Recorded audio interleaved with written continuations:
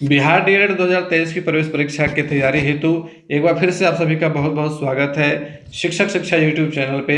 और आज के इस क्लास में हम लोग प्रीवियस ईयर क्वेश्चन से सबसे इम्पोर्टेंट सेक्शन मैथमेटिक्स का डिस्कशन करने जा रहे हैं।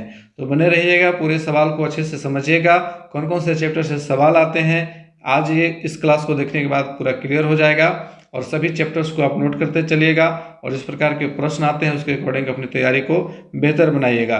क्वेश्चन का पीडीएफ पहले ही आपके टेलीग्राम चैनल और व्हाट्सएप ग्रुप पे सेंड कर दिया जा चुका है। तो अगर आप अभी तक हमारे चैनल से नहीं जुड़े हैं, व्हाट्सएप ग्रुप से नहीं जुड़े हैं, तो जल्दी से जल्दी जुड़ जाइए। लिंक आपको नीचे डिस्क्रिप्शन बॉक्स में मिल जाएगा। और जैसे ही आप जुड़िएगा टेलीग्राम चैनल पे आपको हमारे क्वेश्चन पेपर मिल जाएंगे। हमारा नहीं बल्कि डीएलएड का ही जो प्रीवियस ईयर क्वेश्चन हुआ था वो आपको मिल जाएगा, ठीक है। तो आगे और भी क्वेश्चन पेपर अवेलेबल करवाए जाएंगे और साथ ही उसके सॉल्यूशन भी प्रोवाइड करवाए जाएंगे। और साथ ही कोशिश रहेगी कि आने वाली परीक्षा के संभावित प्रश्नों पर भी काम चल रहा है, तो उसकी तैयारी भी आप लोगों को कराई जाएगी। तो बने रहिए पूरे क्लास को। आइए शुरू करते हैं मैथमेटिक्स के सेक्शन को। मैथमेटिक्स सेक्शन से फर्स्ट क्वेश्चन है, एक समलंब का क्षेत्रफल 480 सेंटीमीटर स्क्वायर, दो समांतर भुजाओं के बीच की दूरी 15 सेंटीमीटर है और समांतर भुजाओं में से एक 20 सेंटीमीटर है, तो दूसरी समांतर भुजा क्या है। अब ये सवाल देखिए, आपका क्षेत्रमिति से सवाल है, मेंसुरेशन से सवाल है। तो आप इस टॉपिक को पहले नोट कीजिए, मेंसुरेशन से और समलंब चतुर्भुज के क्षेत्रफल से एक सवाल पूछा गया है, ठीक है, समलंब से। तो आप लोगों को इसमें क्या याद रखना है, समलंब चतुर्भुज का क्षेत्रफल का सूत्र याद रखना है। उसी सूत्र से ये सवाल भी हल होगा। यहाँ पे आइए सवाल को हल कर लिया जाए। कह रहा है कि समलंब का क्षेत्रफल दिया हुआ है 480 सेंटीमीटर स्क्वायर और दो समांतर भुजाओं के बीच की दूरी भी दी हुई है और समांतर भुजा में से एक भुजा दी हुई है, दूसरी भुजा निकालनी है। तो समलंब चतुर्भुज का क्षेत्रफल का सूत्र होता है 1/2 इंटू समांतर भुजाओं का योग गुणे ऊंचाई, और ऊंचाई जो है वो 15 सेंटीमीटर यहाँ पे दिया हुआ है, ठीक है, इक्वल टू 480 सेंटीमीटर स्क्वायर यहाँ पे दिया हुआ है। अब यहाँ पे एक भुजा जो है वो 20 सेंटीमीटर दिया हुआ है, हमें दूसरा भुजा निकाल लेना है, ठीक है। तो 1/2 into 20 plus b into 15 equal to 480, ठीक है। इस तरह से कैलकुलेशन को आगे बढ़ाएंगे। अब यहाँ पे देखिए 20 plus b equal to 480 into 2, ये 2 इधर बटे में है, इधर चला जाएगा गुना में, और 15 यहाँ गुना में है तो 15 इधर बटे में हो जाएगा। अब 15 से 480 में भाग दीजिए, 15 तिया 45, 15 दूना 30, 32, 32 दूना 64, यानी कि 20 प्लस बी इक्वल टू 64। तो b इक्वल टू क्या हो जाएगा, 64 माइनस 20, तो 64 में से 20 घट जाएगा तो 44 बच जाएगा। तो 44 सेंटीमीटर दूसरी भुजा है। यहाँ पे हमारा ऑप्शन नंबर सी आंसर हो जाएगा। चलिए अगला सवाल लेंगे, किसी ठोस की परिसीमाएं होती हैं। अब देखिए यहाँ यह सवाल भी आपके क्षेत्रमिति से ही संबंधित है। यहाँ पे ये 3D से सवाल है, 3D आकृतियों से सवाल है। अब ठोस कोई भी होता है वो 3D आकृति वाला होता है। तो किसी भी ठोस की अगर परिसीमाओं की हम बात करते हैं, जैसे मुख्य रूप से ठोस कौन कौन से हैं आकृतियों को हम लोगों को पढ़ना होता है इसमें।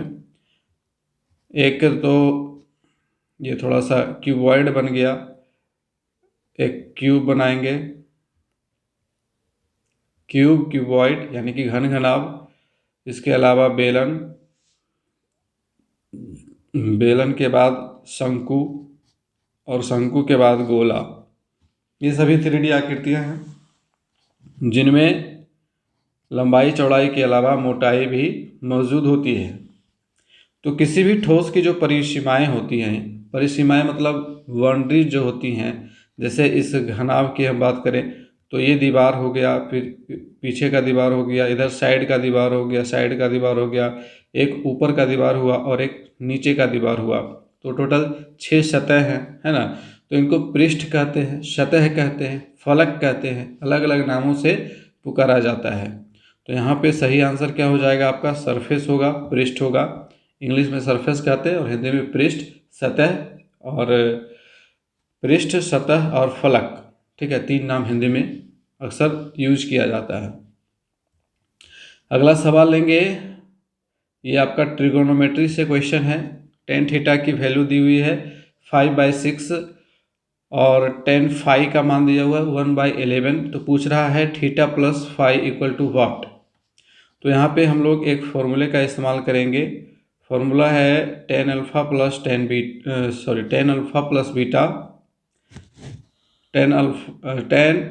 प्लस बीटा, ये फॉर्मूला है। और इस फॉर्मूला का इस प्रकार से हम लोग लिखते हैं tan alpha plus tan beta बटे 1 minus tan alpha into tan beta. ठीक है, तो यहाँ पे इसी फॉर्मूले का इस्तेमाल करके इस सवाल को बनाना है। यहाँ पे लिखेंगे ten theta plus phi equal to ten theta plus ten phi. तो देखिए टेन थीटा की वैल्यू क्या है 5/6, उसी फॉर्मूले पर बैठा देंगे। मैं यहाँ पे डायरेक्ट लिख रहा हूँ 5/6 जोड़ 1/11 बटे 1 घटाओ 5/6 गुना 1/11। ठीक है, अब इसको हम सरल कर लेंगे और हमारा आंसर जो है वो निकलने के कगार पर पहुंच जाएगा। 11 और 6 का लघुत्तम हो जाएगा 66, 11 × 5 = 55 जोड़ 6 × 6। अब यहाँ देखिए 11 × 6 = 66 हो जाएगा और 5 × 5 5/66 होगा, तो 66 × 66 और 66 घटाओ 5/66 हो जाएगा। यानी कि 66 और 5 जुट करके कितना होगा 61 हो जाएगा। और यहाँ पे बटे 66 लिखिएगा, फिर 66 में से 5 घट गया तो 61 बच जाएगा और बटे 66, यानी कि सभी कट जाएंगे एक दूसरे से और कट के बचेगा 1। अर्थात हमारा जो 10 इंटू थीटा प्लस अल्फ़ा का जो वैल्यू होगा वो होगा 1। और टेन थीटा में आप लोगों को याद होगा कि टेन 45 डिग्री का मान 1 होता है ना। तो हमारे पास थीटा प्लस फाई की वैल्यू क्या हो गई 45 डिग्री। तो यहाँ पे हमारा ऑप्शन नंबर ए सही हो जाएगा। ठीक है, चलिए नेक्स्ट क्वेश्चन है आपका, यदि त्रिभुज ABC के निर्देशांक -2 3 8 3 और 6 7 है तो त्रिभुज के केंद्रक का x निर्देशांक क्या होगा। ये आपका कोऑर्डिनेट से सवाल है, कोऑर्डिनेट ज्योमेट्री नियामक ज्यामिति से सवाल है। और यहाँ त्रिभुज का केंद्रक से सवाल पूछा गया है। तो त्रिभुज के केंद्रक का सूत्र याद रखिएगा। त्रिभुज के केंद्रक का सूत्र क्या होता है, x1 plus x2 plus x3 बटा 3 और y1 plus y2 plus y3 बटा 3। ठीक है, ये हमारा x y का नियामक इससे आ जाएगा। तो यहाँ पे हमारा सारा कुछ दिया हुआ है, -2 और 3 है तो इसको x1/1 मान लेते हैं। 8 और 3 दिया हुआ है तो x2/2 हो जाएगा और 6 7 है तो x3/3 हो जाएगा। तो जब हम फॉर्मूले में पुट करेंगे इसको, ठीक है, तो क्या हो जाएगा -2 प्लस 8 प्लस 6।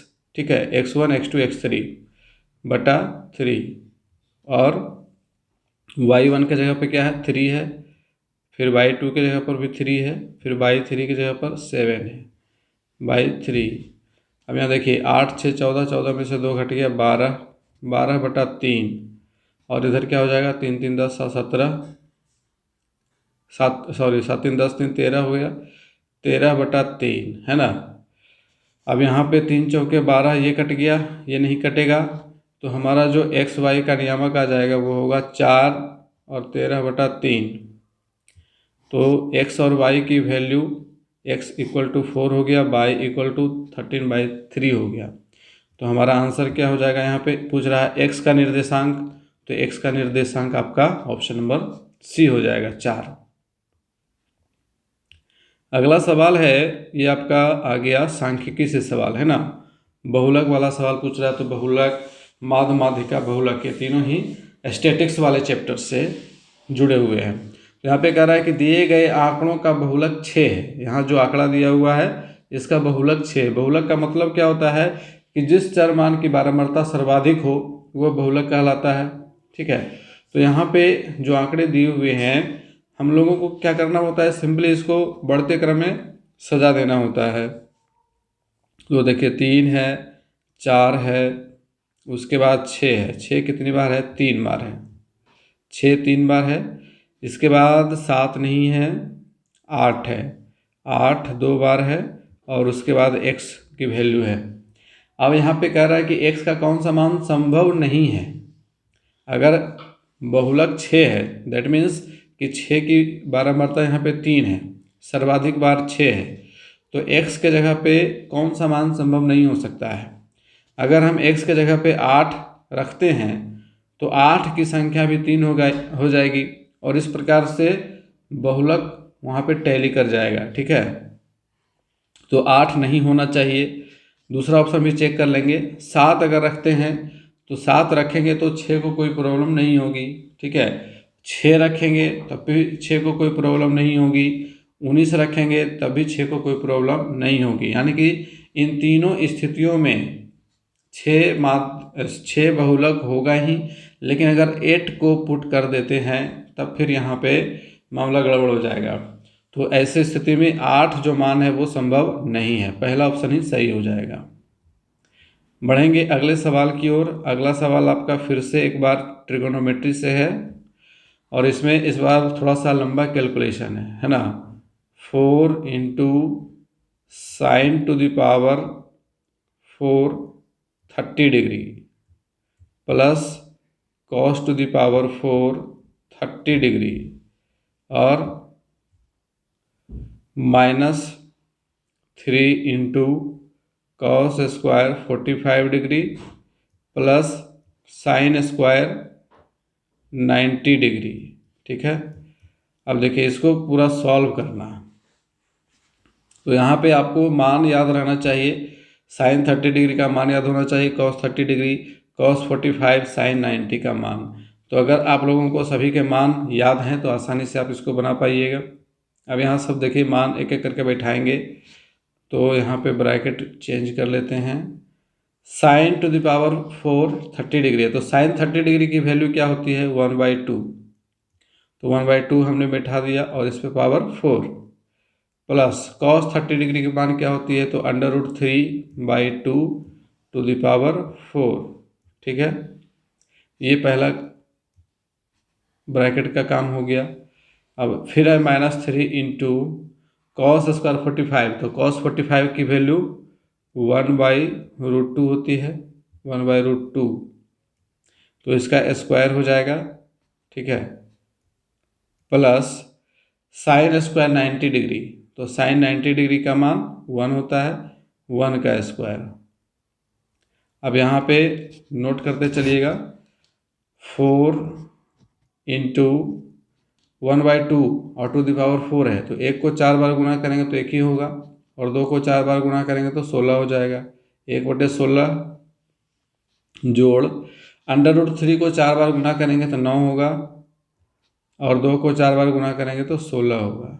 ठीक है, -3 इंटू 1/√2 है, तो √2 का स्क्वायर 2 हो जाएगा, 1/2। ठीक है, 1/2 और प्लस 1। अब यहाँ पे क्या हो जाएगा, भिन्न का जोड़ यहाँ कर लीजिएगा। 16 16 का लघुत्तम थोड़ा सा मिटाना पड़ेगा स्पेस की कमी के कारण। तो उधर था 1/16 जोड़ 9/16 है ना। तो 16 16 का लघुत्तम 16 हो गया, 1 जोड़ 9 और घटाओ 3 और ब्रैकेट में था 1/2 और आपका प्लस 1। तो 1/2 प्लस 1 यानी कि 3/2। ठीक है, तो 4 गुने 10/16 घटाओ 3 3 9/2 यहाँ पे आप काट दीजिए, 2 दूनी 4, 2 अठी 16, सॉरी एक ही बार में तो कट जाएगा, 4 चौक 16, और यहाँ 2 दूनी 4, 2 पचे 10, तो 5/2 घटाओ 9/2, 2 लघुत्तम हो जाएगा, 5 घटाओ 9, तो 5 में से जब 9 घटेगा तो -4 बचेगा, तो -4/2 यानी कि कट के बच जाएगा -2। तो हमारा आंसर कौन सा हो जाएगा? Option number B. ये थोड़ा सा लंबा कैलकुलेशन, इस तरह का सवाल दे देगा तो लंबा कैलकुलेशन करना पड़ेगा। चलिए अगला सवाल लेंगे। यदि 36 सेंटीमीटर त्रिज्या वाले एक वृत्त के त्रिज्याखंड का क्षेत्रफल 54 पाई सेंटीमीटर स्क्वायर है तो त्रिज्यखंड की संगत की लंबाई क्या है? अब यहाँ पे देखिए एक शब्द छूट गया है, संगत चाप की लंबाई होनी चाहिए, तब ये सवाल जो है पूरी तरह से क्लियर हो पाएगा। ऐसे संगत की लंबाई क्या है, तो यहाँ पे संगत चाप की लंबाई पूछ रहा है, ठीक है। तो यहाँ पे वृत्त के त्रिज्याखंड से संबंधित ये सवाल है। तो आपने इसमें पढ़ा होगा कि ये वृत्त आपका रहा, ये केंद्र है, और वृत्त के केंद्र से अगर इस तरह से त्रिज्या खींची जाती है तो ये जो क्षेत्र होता है ये आपका त्रिज्यखंड कहलाता है, ठीक है। तो यहाँ पे देखिए आर की वैल्यू क्या है, वृत्त की त्रिज्या कितनी दी हुई है? 36 सेंटीमीटर दी हुई है ना, वृत्त की त्रिज्या 36 सेंटीमीटर दी हुई है, और कह रहा है कि वृत्त के त्रिज्यखंड का क्षेत्रफल भी दिया हुआ, त्रिज्यखंड का क्षेत्रफल दिया हुआ 54 पाई सेंटीमीटर स्क्वायर। तो त्रिज्यखंड की लंबाई क्या होगी? तो यहाँ पे देखिए सबसे पहले आपका जो चाप की लंबाई पूछ रहा है, तो चाप की लंबाई का सूत्र होता है 2πr थीटा बाई 360 डिग्री, ठीक है। तो अभी हमारे पास थीटा मालूम नहीं है, थीटा की वैल्यू नहीं पता है, तो पहले हम लोगों को थीटा निकालनी होगी, ठीक है। तो त्रिज्यखंड का क्षेत्रफल बराबर क्या सूत्र होता है? त्रिज्यखंड का क्षेत्रफल equal to πr² theta by 360 degree, ठीक है। ये फॉर्मूला होता है त्रिज्यखंड के क्षेत्रफल का। तो आपको यहाँ पे दे रखा है त्रिज्यखंड का क्षेत्रफल ही 54 पाई सेंटीमीटर स्क्वायर। तो 54 पाई इक्वल टू क्या हो जाएगा? πr² theta. तो r की वैल्यू है 36 स्क्वायर थीटा बाई 360 डिग्री, ठीक है। तो यहाँ पे देखिए अब इसको थीटा को एक तरफ छोड़ देंगे, बाकी सबको इधर ले आएंगे, तो क्या हो जाएगा? Theta equal to 54 pi into 360 degree बटे पाई गुने 36 गुने 36, ठीक है। 36 दहें 360 हो जाएगा, और 36 और 54 को काट दीजिए, 9 चौके 36, 9 छक 54, इसे मैंने 18 दूनी 36, 18 तिया 54 कट जाएगा, है ना। 18 दूनी 36, 18 तिया 54, और 2 पचे 10, अब 5 तिया 15, पाई भी काट दीजिए। तो थीटा की वैल्यू कितनी हो गई? 15 डिग्री। थीटा बराबर 15 डिग्री, ठीक है। थीटा का मान हमने निकाल लिया 15 डिग्री। अब हम लोग क्या करेंगे? L equal to 2πr into, यहाँ पे r की वैल्यू भी बैठा ही देते हैं 36, ठीक है, और यहाँ पे थीटा की वैल्यू 15 डिग्री बटे 360 डिग्री। तो 36 दहें 360 कट जाएगा, 2 पचे 10 कट गया, 5 तिया 15 कट गया, तो L की वैल्यू आ गई 3 पाई, ठीक है। तो ऑप्शन नंबर सी यहाँ पे हो जाएगा सही। चलिए आपका सवाल यहाँ पर हो गया क्लियर। अब अगला सवाल लेंगे, क्वेश्चन नंबर 94, और यहाँ पे कह रहा है, ये आपका चक्रवृद्धि ब्याज से सवाल आ गया कि वार्षिक चक्रवृद्धि ब्याज से कौन सी राशि एक वर्ष के अंत में 650 रुपये तथा 2 वर्ष के अंत में 676 रुपये हो जाएगी। तो ये आपका चक्रवृद्धि ब्याज से भी सवाल आपको देखने को मिल रहा है, और एक चैप्टर आपका चक्रवृद्धि ब्याज कॉमर्शियल मैथमेटिक्स का है, तो उसके अंदर आपको चक्रवृद्धि ब्याज पढ़ना है, शेयर लाभांश पढ़ना है, ठीक है, किस्तों में भुगतान, उससे भी सवाल आपको देखने को मिलेगा इसमें। और ये जो PDF आप लोगों को ग्रुप में प्रोवाइड करा दिया गया है, व्हाट्सएप ग्रुप, टेलीग्राम चैनल पे प्रोवाइड करवा दिया गया है। ठीक है, तो वहाँ से आप लोग इसको डाउनलोड करके सॉल्यूशन इसका देख लीजिएगा। क्लासेस में आपको सॉल्यूशन मिल ही जा रहा है और इसी तरह से आपको प्रैक्टिस करना है। अभी इसका हम लोग आंसर करेंगे। वार्षिक चक्रवृद्धि ब्याज से कौन सी राशि एक वर्ष के अंत में 650 रुपये और 2 वर्ष के अंत में 676 रुपये हो जाएगी?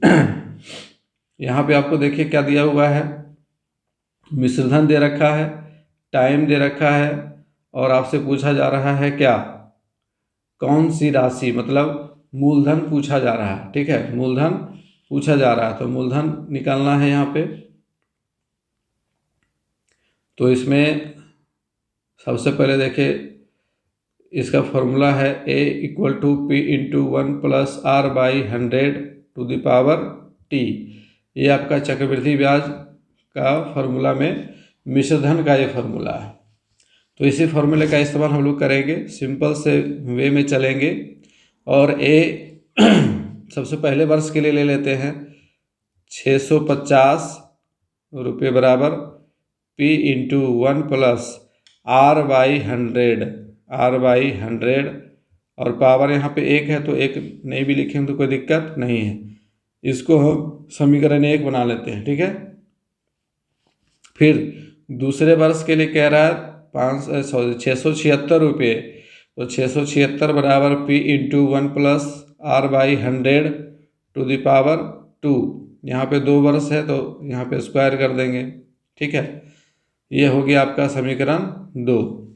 अब यहाँ पे हम लोग क्या करेंगे कि समीकरण 2 में समीकरण 1 से भाग करेंगे। ठीक है, समीकरण 2 में समीकरण 1 से भाग करेंगे तो 676 बटा 650 हो जाएगा, कोई दिक्कत, बराबर। अब देखिए इस तरह से, ये तो अगर ऊपर नीचे हम यहाँ पे डिवाइड का निशान देते हैं तो उल्टा हो जाएगा ना, तो ये ऊपर रहना चाहिए, तो हम यहाँ पे स्क्वायर को हटा देते हैं और स्क्वायर को हम ऊपर कर देंगे। इसको समझ लीजिएगा, ये ऊपर हो गया। ठीक है, स्पेस कम, बहुत कम है तो थोड़ा सा एडजस्ट करना पड़ेगा। तो यहाँ पे P भी कट जाएगा, 1 + R/100 भी 1 कटेगा, है ना, चूँकि ऊपर में स्क्वायर है तो 1 कट जाएगा और 1 रह जाएगा। ठीक है, तो 676 बटे 650 बराबर हो जाएगा 1 + R/100। ठीक है, अब यहाँ पे देखिए इसको यहाँ पे काटना ही पड़ेगा। 676 बटे 650 बराबर 1 + R/100। अब इसको सॉल्यूशन करना है। 676 बटे 650 बराबर क्या हो जाएगा, 100 + R/100। चूँकि यहाँ 1/1 है, इनका जोड़ करेंगे तो ये सिचुएशन बनेगा। अब यहाँ पे ये 100 जो बटे में है इधर भेज देंगे इसको, तो 676 × 100 और बटा 650 हो जाएगा, बराबर 100 + R बचेगा इधर। ठीक है, तो यहाँ पे अब इसको काटेंगे। 676 × 100 बटे 650 बराबर 100 + R, ये है ना। अब यहाँ देखिए इसको काटिए, 1 0 1 0 कट गया, 5 दूना 10, 13 पचे 65। अब 13 से 676 काट दीजिए, 13 पचे 65, 13 दूना 26, तो 52 दूना कितना हो जाएगा, 104। 104 घटाओ 100 बराबर R, यानी कि R की वैल्यू 4 आ गई। दर हमारा कितना निकल करके आ गया, 4% निकल करके यहाँ पे आ गया। तो जब दर हमारा निकल चुका है 4%, तब हम क्या निकाल लेंगे, P निकाल लेंगे अब आराम से।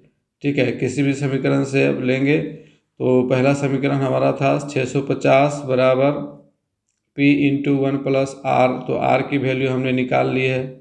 ठीक है, अब देखिए 25 चौका 100 कट गया। अब 650 बराबर P × 26/25 हो जाएगा यहाँ पर। ठीक है, 26/25। अब यहाँ पे P की मान क्या हो जाएगी, पी का मान क्या हो जाएगा 650 गुना 25 बटे 26। अब 26 से 650 काट दीजिए तो 26 दूना 52 बच जाएगा 13, 26 पचे 30 से 25 गुना 25 कितना हो जाएगा 625, यानी कि जो पी की वैल्यू है वो 625 625 रुपये हो जाएगी।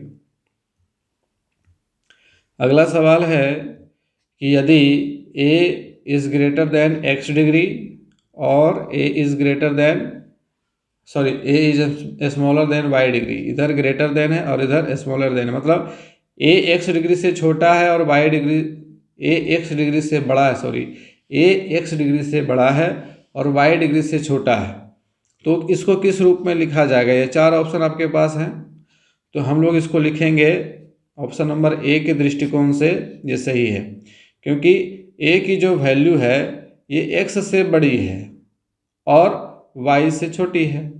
ठीक है, तो हम इसको इसी रूप में लिखेंगे। चलिए अगला सवाल है, बहुपद 4x² माइनस 4x प्लस 1 के मूलों का गुणनफल निम्न में से कौन है। तो यहाँ पे देखिए बहुपद आपका दिया हुआ है 4x² माइनस 4x प्लस 1 और पूछ क्या रहा है मूलों का गुणनफल। तो मैथ के फर्स्ट क्लास में इस फॉर्मूले की चर्चा की जा चुकी है।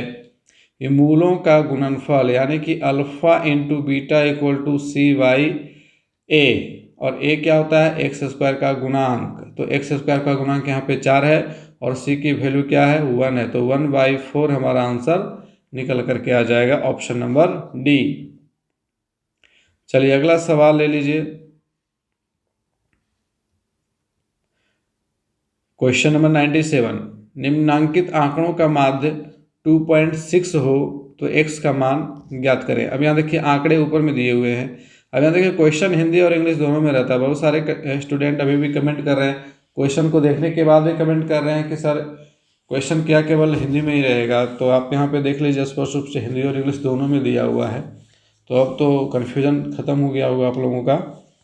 तो आप जब भी ऑनलाइन मोड में बैठेगा तो इसी प्रकार से क्वेश्चन आपको दोनों ही लैंग्वेज में मिल जाता है। ठीक है, तो कोई दिक्कत नहीं। अंग्रेजी के जो विद्यार्थी हैं वो आराम से इंग्लिश मीडियम वाले क्वेश्चन को देख करके सॉल्यूशन निकालिएगा अपना। तो यहाँ पे देखिए ऊपर में ही यहाँ पे मान दिया हुआ है, वेरिएट और फ्रीक्वेंसी दोनों दिया हुआ है, जो भी चर मान है और बारंबारता उनकी है तो वो यहाँ पे दिया हुआ है। अब हम लोगों को क्या करना होगा, इसमें एक सारणी बनानी पड़ेगी। ठीक है, इस तरह से आपने बारंबारता में बनाई होगी सारणी, तो उसी तरह से सारणी एक बना लेंगे और इस सारणी के अकॉर्डिंग ही हमारा सॉल्यूशन निकल करके आएगा। तो वेरिएट आपके क्या क्या है 1 2 3 4 5 है।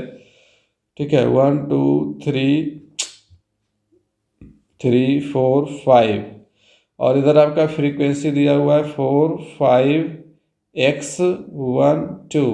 तो जब हम fx निकालेंगे तो 4 इंटू 1 4 हो जाएगा, 5 इंटू 2 10 हो जाएगा, 3 इंटू एक्स 3x हो जाएगा, 4 इंटू 1 4 हो जाएगा, 5 इंटू 2 10 हो जाएगा। अब यहाँ पे क्या करना है, सिग्मा f और सिग्मा fx दोनों हम लोगों को पता होना चाहिए, तभी आंकड़े माध्य है तो माध्य का सूत्र क्या होता है सिग्मा fx बटे सिग्मा f। तो 5 4 9 9 1 10 10 2 12 12 जोड़ x, ये आ गया f की वैल्यू सिग्मा f की वैल्यू। ठीक है, टोटल हम लोग कर रहे हैं ना, तो सिग्मा f की वैल्यू 12 प्लस x, याद रखिएगा सिग्मा f की वैल्यू, और सिग्मा fx 4 और 10 14 14 4 18 18 10 28 28 जोड़ 3x, ये आपका सिग्मा fx है। ठीक है, तो 28 जोड़ 3x बटे 12 प्लस x, यही था ना सिग्मा fx बटे सिग्मा f, और माध्य है 2.6। तो इस 2.6 का पॉइंट हटा दीजिए तो 26 बटा 10 हो जाएगा। ठीक है, अब क्रॉस मल्टीप्लिकेशन कर दीजिए तो 26 गुने 12 कितना हो जाएगा 26 या फिर आसान करने के लिए इसको हम काट भी सकते हैं, तो 13 बटे 5 होगा। वैसे कोई दिक्कत नहीं, गुना कर लेंगे। 26 गुने 12 26 260, 26 गुने 52 260 और 52 312 312 प्लस 26x बराबर 280 जोड़ 30x है ना। अब यहाँ पर देखिए 312 घटाओ 280 बराबर 30x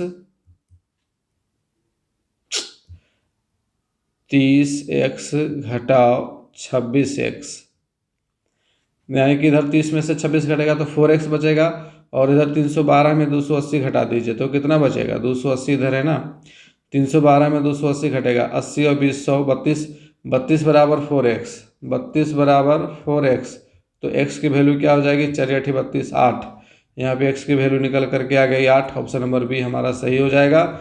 चलिए बढ़ेंगे आगे। अगला सवाल आपका है x अक्ष का समीकरण क्या होगा। तो ये भी कोऑर्डिनेट से आपका सवाल है। जब भी हम समीकरण बनाते हैं, और ये कोऑर्डिनेट में भी इसको देख सकते हैं और साथ ही साथ आपका समीकरण में भी देख सकते हैं। तो x अक्ष ये हमारा होता है और ये y अक्ष होता है। तो x अक्ष पे तभी हमारा समीकरण होगा जब y की वैल्यू 0 होगी। जब y की वैल्यू 0 होगी तभी x अक्ष पे हमारा कोई भी मान पुट होगा। तो यहाँ पे हमारा आंसर हो जाएगा option number B, y equal to 0। Next question लीजिए।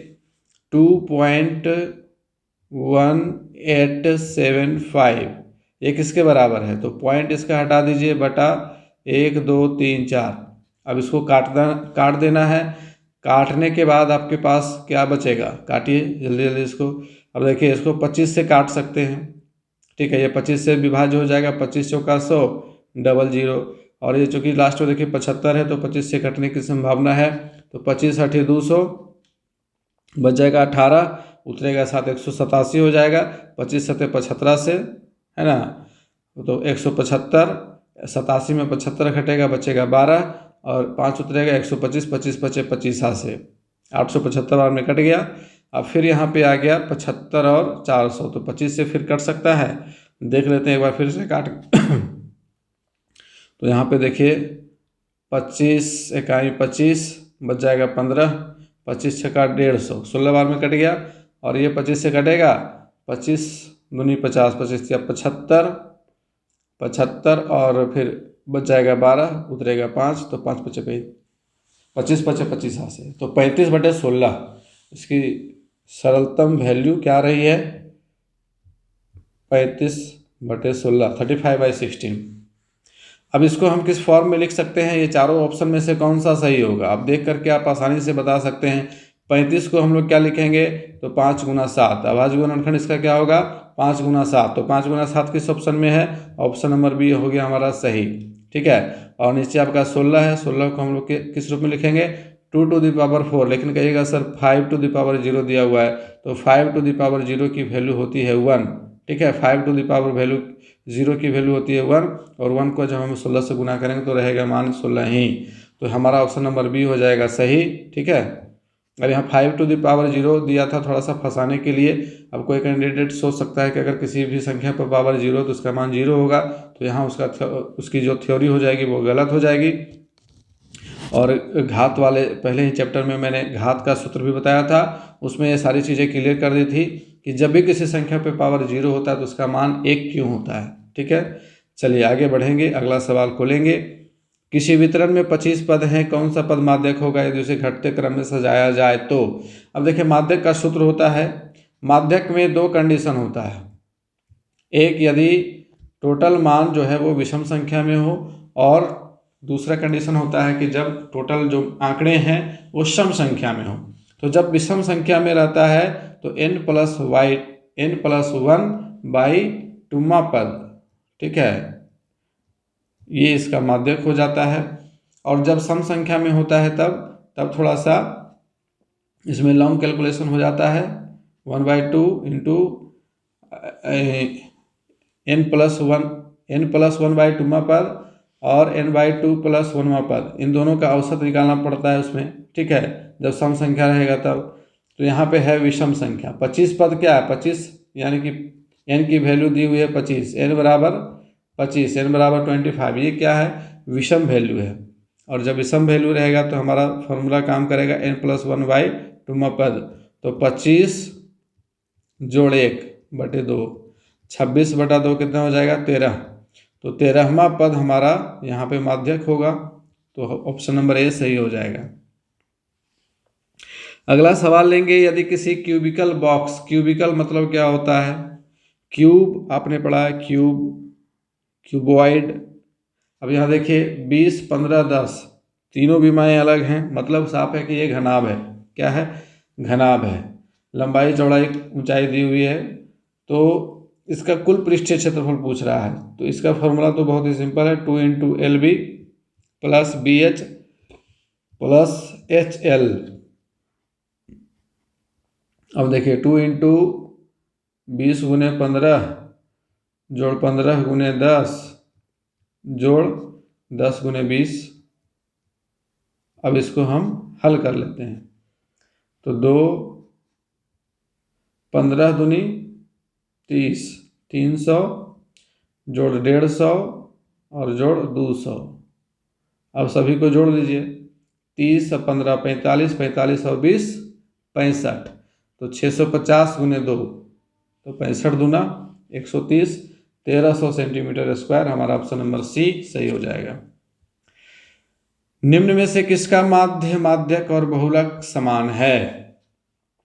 माध्य भी, माध्यक भी और बहुलक भी, तीनों का आंसर एक जैसा होगा। तो किसका होगा, ऑप्शन से चेक करना पड़ेगा आपको। तो देखिए यहाँ पे पहला जो ऑप्शन है 1 2 3 4 5, टोटल वैल्यू है 5 और n+1/2, n+1/2 ये माध्यक का सूत्र होता है। तो यहाँ पे 5 जोड़ 1 6, 6/2 यानी कि तीसरा पद। तो तीसरे पद पर हमारा आंसर क्या है 2 तो माध्यक हो गया 2 और माध्य निकालना है। तो माध्य बराबर टोटल मान को जोड़ दीजिए, 2 2 4 2 6 6 2 8 8 4 12 और 12/5। तो 12/5 इसकी वैल्यू 2 आएगी नहीं, तो पहला ऑप्शन हो गया हमारा गलत। अब दूसरा ऑप्शन चेक कर लेंगे, 1 जोड़ 3 जोड़ 3 जोड़ 3 जोड़ 5 कितना हो गया, 3 3 6 3 9 9 5 14 14 1 15, 15/5, 5 3 15। इसका माध्य निकल करके आ गया 3। ठीक है, माध्यक इसका क्या हो जाएगा, n+1/2वां पद। ठीक है, तो इसमें भी टोटल 5 है, तो तीसरा पद क्या हो गया 3। तो माध्यक भी 3 है और स्पष्ट रूप से बहुलक भी 3 है, क्योंकि इस आंकड़े में सबसे अधिक संख्या 3 की है, तो 3 बहुलक भी है। तो हमारा ऑप्शन नंबर बी हो जाएगा सही। ये बहुत ही आसान सा सवाल था। बढ़ेंगे अगले सवाल की ओर। यदि एक जीवा AB वृत्त के केंद्र पर 60 डिग्री का कोण अंतरित करती है, तो A और B पर स्पर्श रेखाओं के बीच का कोण क्या होगा? अब ये आपके वृत्त के स्पर्श रेखा से सवाल पूछ दिया गया है। ठीक है, थोड़ा सा छोटा वृत्त बनाना पड़ेगा। ये आपका वृत्त है, इधर एक जीवा इस प्रकार से है कि यह केंद्र पर, ठीक है, यहाँ आपका केंद्र है, केंद्र पर 60 डिग्री का कोण बना रही है। कितने डिग्री का, 60 डिग्री का कोण बना रही है। और आपके वृत्त की जो जीवा है वो है AB, और AB पर स्पर्श रेखा भी है, खींची गई है ऐसे। ठीक है, अब मान लीजिए इधर बिंदु है P, तो ये जो कोण बनेगा ये कितने डिग्री का कोण बनेगा, ये सवाल आपका है। ठीक है, यहाँ आपका केंद्र पर बन रहा है कोण 60 डिग्री का, और सामने वाला कोण कितने डिग्री का बनेगा। तो एक इसमें थ्योरम है कि वृत्त के केंद्र पर जो कोण अंतरित हो रहा है और स्पर्श रेखा के बीच का जो कोण है, उन दोनों का योग 180 डिग्री के बराबर होता है, यानी कि ये दोनों आपस में संपूरक कोण होते हैं। ठीक है, संपूरक कोण होते हैं। तो 180 में 60 घटा दीजिए, आ जाएगा 120। तो इस कोण की माप हो जाएगी 120 डिग्री। ऑप्शन नंबर डी हो जाएगा सही। बढ़ेंगे आगे। त्रिज्या 5 सेंटीमीटर के एक ठोस गोले को पिघला करके एक ठोस गोलाकार शंकु एक ही वृत्ताकार आधार त्रिज्या का बना हुआ है, शंकु की ऊंचाई क्या है? अब देखिए एक ठोस गोला है जिसकी त्रिज्या कितनी है, इसकी त्रिज्या है 5 सेंटीमीटर। ठीक है, इस गोले की त्रिज्या है 5 सेंटीमीटर और इसी गोले को पिघला करके शंकु बनाया गया है। तो बताइए कि जो शंकु बनेगा उसका आयतन इस गोले के आयतन के बराबर होगा, क्योंकि सेम आयतन का वो बना हुआ है। अब यहाँ पर देखेंगे कि इस गोले का आयतन क्या होगा। तो गोले का आयतन बराबर क्या होता है, 4/3 πr³। ठीक है, अब यहाँ पर r की वैल्यू क्या है, तो r की वैल्यू है दिया हुआ है 5। तो 4/3। अब इस तरह के सवाल में आपको पाई का मान बैठाना नहीं है। अगर आप पाई का मान बैठाइएगा कैलकुलेशन ज़्यादा लॉन्ग हो जाएगा, काटना ज़्यादा पड़ेगा, तो थोड़ा सा ये लंबा खींचा जाएगा। तो पाई को पाई ही रहने दीजिए और कोशिश कीजिए कि जितना कम कैलकुलेशन करना पड़े उतना कम करेंगे, क्योंकि आखिर में ये दोनों कटते हैं एक दूसरे से, तो कटने में आसानी हो जाता है जब हम पाई को पाई ही छोड़ देते हैं तो। ठीक है, तो 4/3 इंटू पाई इंटू 5 पे पावर क्यू, यानी कि 5 का क्यू। तो अब यहाँ पे ये आ गया हमारा गोले का आयतन, और यही आयतन होगा शंकु का भी। तो अब बताइए कि शंकु का आयतन का सूत्र क्या होता है? 1/3 into pi r square h. तो कहता है कि आधार की त्रिज्या वही है, ठीक है, एक ही वृत्ताकार आधार त्रिज्या का बना हुआ है, तो त्रिज्या वही है, यानी कि 5 ही त्रिज्या है और ऊंचाई पूछ रहा है। तो पाई 1/3 पाई आर स्क्वायर एच बैठा दिए, बराबर क्या था? 4/3 पाई आर क्यू। तो आर की वैल्यू यहाँ पे 5 है और इसका क्यू। अब दोनों तरफ से कटेगा, तो देखिए 3 3 कट गया, पाई पाई भी कट गया, और आपका 5 स्क्वायर है तो ये दोनों कट जाएगा, इधर एक 5 बच जाएगा। तो h बराबर क्या हो जाएगा? 4 इंटू 5, यानी कि 4 × 5 20 सेंटीमीटर। क्या आ जाएगा? 20 सेंटीमीटर। और यहाँ पे आपका ऑप्शन नंबर ए सही हो जाएगा, 20 सेंटीमीटर। अब यहाँ पे एक डाउट है कि आपके बोर्ड एग्ज़ाम में जो आंसर दिया, बोर्ड ने आंसर दिया, वो ऑप्शन नंबर सी दिया हुआ है, 5 सेंटीमीटर दिया हुआ है। अब यहाँ पे कन्फ्यूज़न हो जाता है कि सही कौन सा है और गलत कौन सा है। और ये जो क्वेश्चन है, आप लोगों को क्या लगता है कि मैंने जो बताया वो सही है या फिर गलत है? मेरे अंदाज से तो मैंने जिस ढंग से बनाया वो बिल्कुल सही होना चाहिए, और इसका आंसर 20 सेंटीमीटर ही होना चाहिए। तो इस पे एक ऑब्जेक्शन बन जाता है। चलिए बढ़ेंगे अगले सवाल की ओर। अगला सवाल आपके सामने ये है, यहाँ पे x की वैल्यू पूछी जा रही है, ठीक है। एक इस प्रकार से चित्र बना हुआ है, और आप यहाँ पे देख पा रहे हैं कि ACB एक ये त्रिभुज है, ठीक है। और इस त्रिभुज में एक कोण 34 डिग्री है, दूसरा कोण 30 डिग्री है। तो तीसरा कोण, ये कोण क्या हो जाएगा? 180 डिग्री घटाव 34 जोड़ 30, है ना, यानी कि 180 घटाव 64 डिग्री, तो आ जाएगा कितना? 116 डिग्री। तो इसकी वैल्यू हो जाएगी 116 डिग्री। और आप लोगों को पता है कि ये दोनों जो कोण हैं ये आपस में जब जुड़ेंगे तो बनाएंगे एक सरल रेखीय कोण, जिसका मान होता है 180 डिग्री। तो इधर x बचा हुआ है और इधर 116 है, तो 180 में 116 घटा दीजिएगा तो x की वैल्यू आ जाएगी। तो x की वैल्यू उस तरह से हो जाएगी 64, क्योंकि 180 में जब हम 116 घटा देंगे तो मान आ जाएगा 64। अगला सवाल है साइन थीटा बटे 1 minus cot theta plus cos theta बटे 1 माइनस टेन थीटा, ये किसके बराबर होगा? तो यहाँ पे भी थोड़ा सा लॉन्ग कैलकुलेशन होगा, ठीक है। यहाँ पे आपका ट्रिगोनोमेट्री से एक और सवाल आ गया है। तो देखिए यहाँ पे साइन थीटा है, थोड़ा सा और इधर लिखना पड़ेगा नहीं तो गड़बड़ हो जाएगा। कलर को चेंज कर लिया जाए क्या? ये कलर रेड वाला ठीक है, चलिए रेड का ही इस्तेमाल करते हैं इसमें। साइन थीटा बटे 1 माइनस कॉट थीटा है, तो कॉट थीटा को हम लोग बदल देंगे कॉस बटे साइन में, कॉस थीटा बटे साइन थीटा में, ठीक है, प्लस कॉस थीटा बटे 1 माइनस टेन थीटा है, तो टेन थीटा को फिर यहाँ पर साइन बटे कॉस में बदल देंगे, ठीक है, साइन बटा कॉस। अब ये यहाँ भी इनका घटाव है, तो साइन थीटा बटे साइन माइनस कॉस हो जाएगा, sine theta minus cos theta और बटे साइन थीटा, ठीक है, और प्लस कॉस थीटा बटे cos theta, sorry, cos theta minus sine theta, ठीक है, बटा कॉस थीटा। अब इसके बाद अगला स्टेप में क्या होगा, ये साइन थीटा ऊपर चला जाएगा तो साइन स्क्वायर थीटा हो जाएगा, और कॉस थीटा ऊपर चला जाएगा तो कॉस स्क्वायर थीटा हो जाएगा, और नीचे बच जाएगा साइन माइनस कॉस और इधर कॉस माइनस साइन। तो लिखेंगे sine square theta sine square theta बटा इधर था साइन माइनस कॉस ना,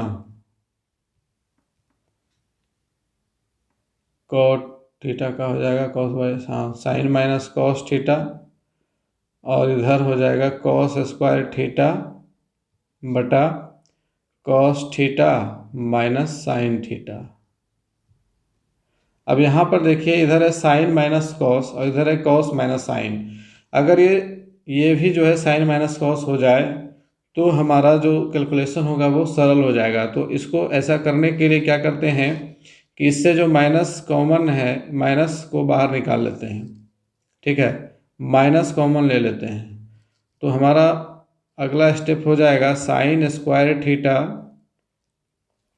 बटा sine theta minus cos theta minus, यहाँ माइनस को जब बाहर निकालेंगे तो ये प्लस माइनस माइनस हो जाएगा, कॉस स्क्वायर थीटा बटे, अब ये साइन थीटा माइनस में था वो प्लस में हो जाएगा और कॉस थीटा माइनस में हो जाएगा। अब यहाँ देखिए साइन माइनस कॉस आ गया।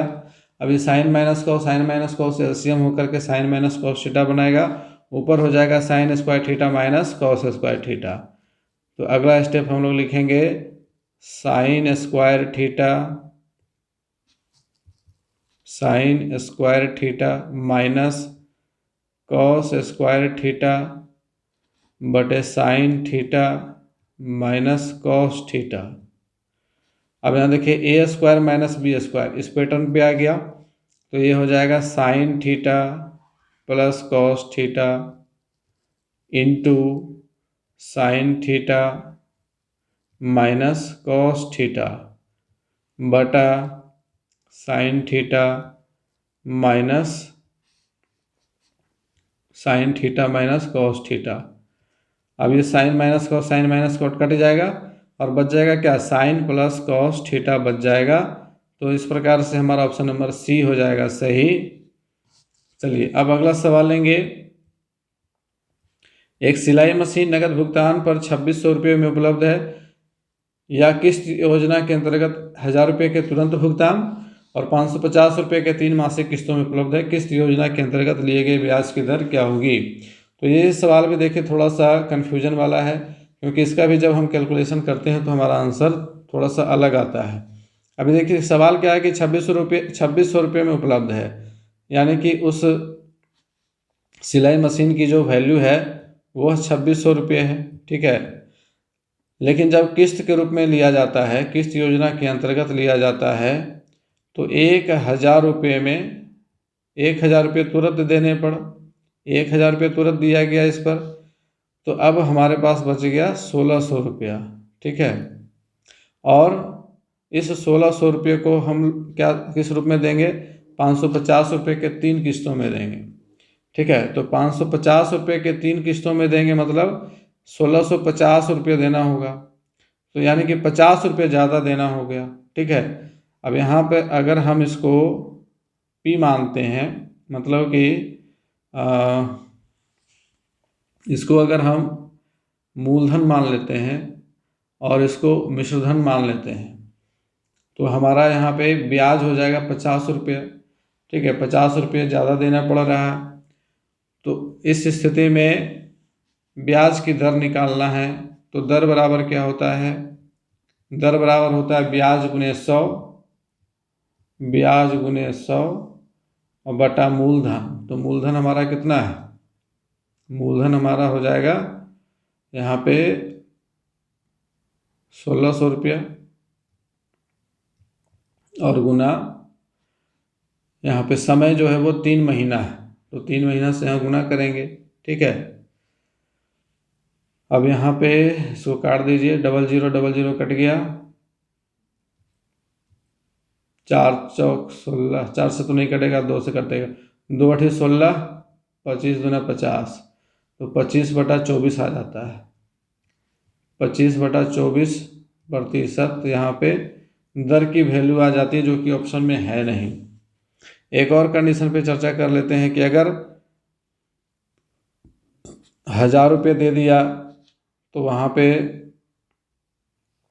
1600 रुपये बचा, और 550 रुपये हम 3 किस्त में दे रहे हैं, तो 50 रुपये ही ज़्यादा हुआ। अब इसमें यह है कि चक्रवृद्धि ब्याज भी यहाँ पे लिखा हुआ नहीं कि चक्रवृद्धि ब्याज के दर से लग रहा है या फिर साधारण ब्याज के दर से लग रहा है। यहाँ पे केवल लिखा हुआ है rate of interest charge under the installment plan. तो यहाँ पे किस्त योजना के अंतर्गत लिए गए ब्याज की दर तो मेरे अनुसार से 25/24 आ रहा है। अब इसमें भी थोड़ा सा कन्फ्यूजन है, इसे आप लोग अगर क्लियर करना चाहें तो कर सकते हैं, वैसे इसके ऊपर आगे डिस्कशन किया जाएगा, इसको हम छोड़ रहे हैं।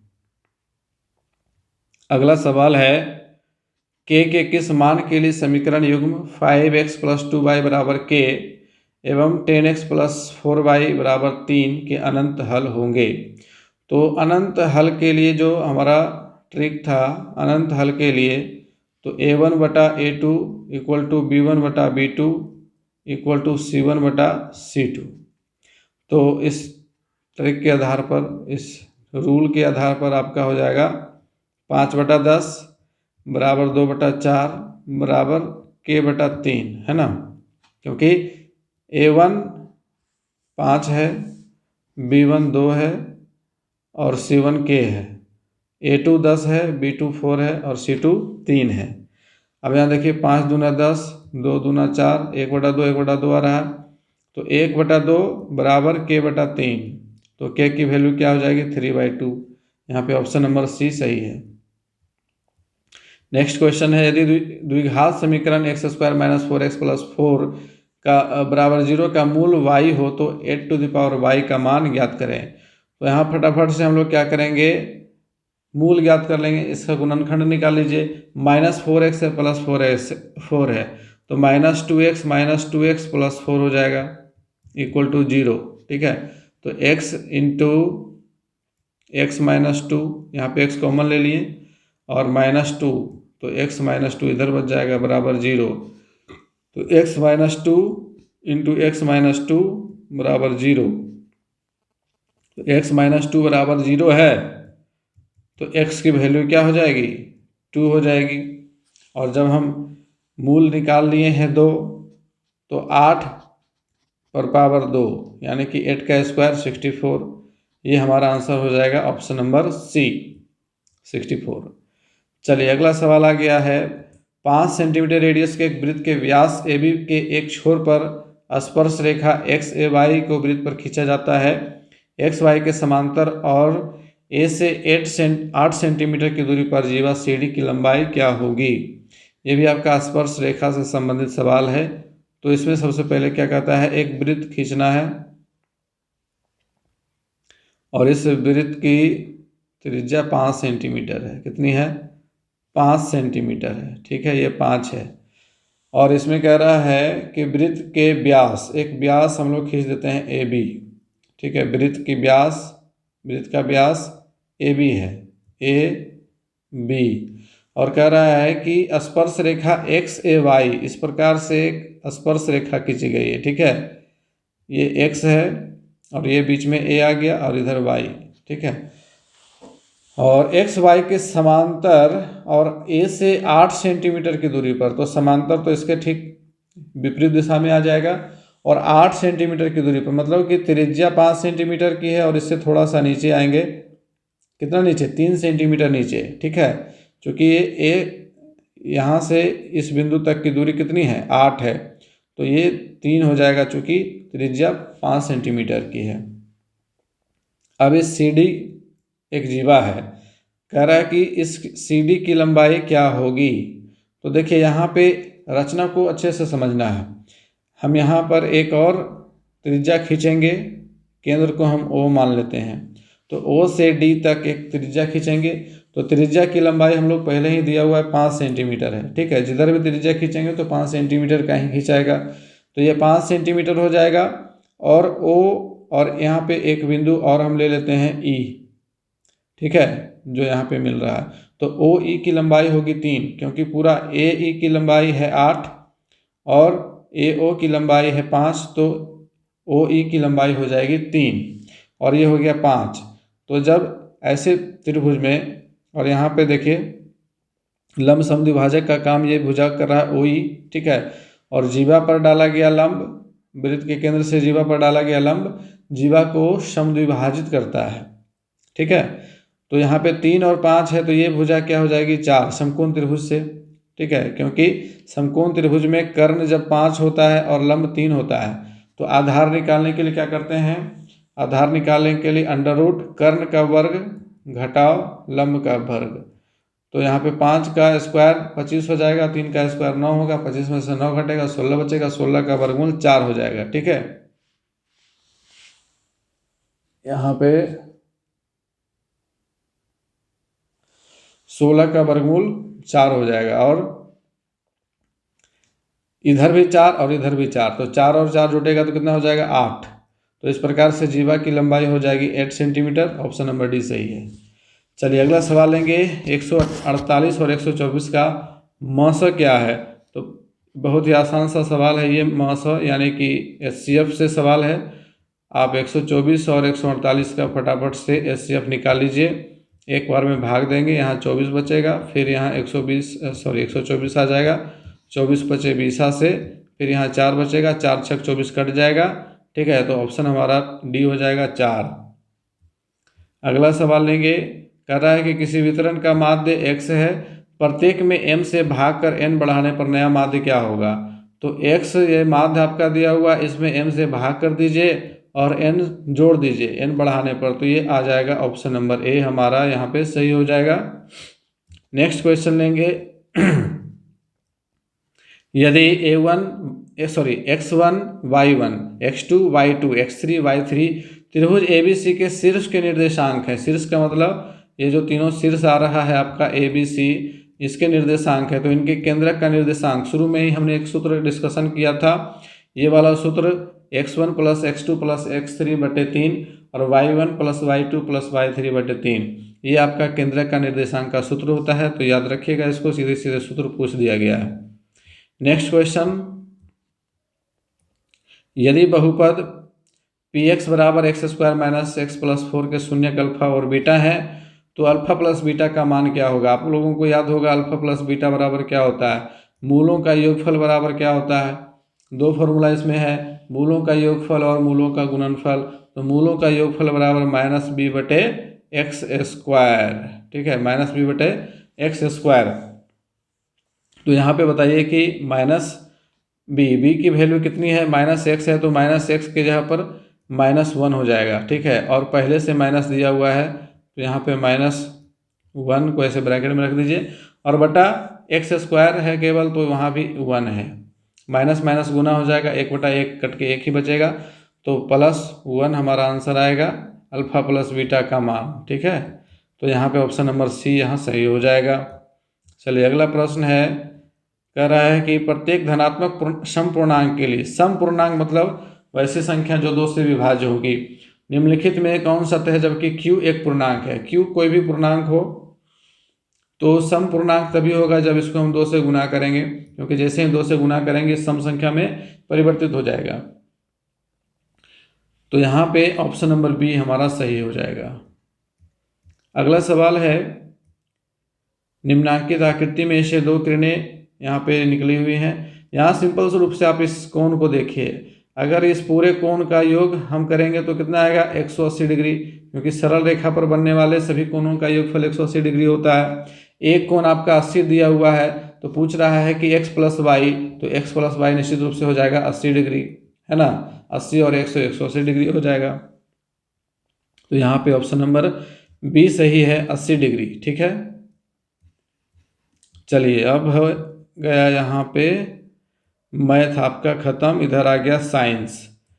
तो इसी तरह से बने रहिएगा हमारे साथ, इसके बाद साइंस के प्रश्न लेकर के आएंगे। तो आज का क्लास आप लोगों को कैसा लगा। 1-2 जगह जो कन्फ्यूजन था, अगर आप सक्षम हैं तो हमें कमेंट कीजिएगा, और व्हाट्सएप पे मैसेज भी कर सकते हैं, ग्रुप में भी, टेलीग्राम चैनल पे भी जुड़ सकते हैं। सारे लिंक आपको डिस्क्रिप्शन बॉक्स में दिए हुए हैं।